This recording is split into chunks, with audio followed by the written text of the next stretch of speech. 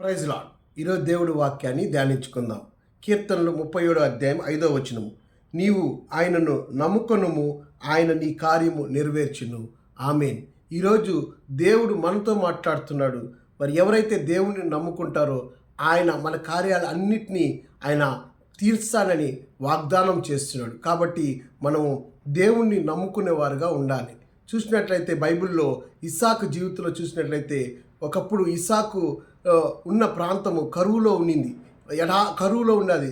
తినేదానికి ఆహారం, తాగేదానికి నీరు లేని పరిస్థితిలో ఇస్సాకు ఆ దేశం నుంచి వేరే దేశానికి వెళ్ళిపోదాము, ఈ దేశంలో మరి ఇక్కడ ఉంటే నేను నా పిల్లలు అందరూ మరి చనిపోతాం, ఎందుకంటే కరువు కాబట్టి వేరే ప్రాంతంలో అది అక్కడ బాగుంది, అక్కడ మేము ఉంటే మేము బాగు బ్రతకతాము అని అనుకునే సమయంలో దేవుడు ఇస్సాకుతో మాట్లాడుతున్నాడు. ఇస్సాకు, నువ్వు ఎక్కడికి వెళ్ళొద్దు, ఇదే స్థలంలో ఉండు, నిన్ను నేను ఆశీర్వదిస్తాను అని చెప్పినప్పుడు దేవుడు మాట మరి ఇస్సాకు విన్నాడు.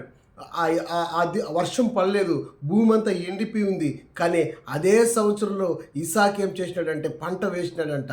పంట వేసినప్పుడు చుట్టుపక్కల వాళ్ళందరూ చూసి నవ్వుకో ఉండొచ్చేమో, కానీ ఇస్సాకు దేవుడి మాటకు లోపడినాడు. కాబట్టి మరి పంట వేసినప్పుడు ఆ స్థలంలో 100% దేవుడు పంటని ఫలించినంట. ఒక్కటి కూడా నష్టం లేకుండా దేవుడు కార్యం చేసినాడు. ఎందుకంటే దేవుడు మాట ఎప్పుడైతే ఇస్సాకు విన్నాడో ఎండిపోయిన ఆ స్థలాన్ని కూడా దేవుడు ఏం చేసినాడు, చిగురింప చేసిన దేవుడు. హల్లెలూయా.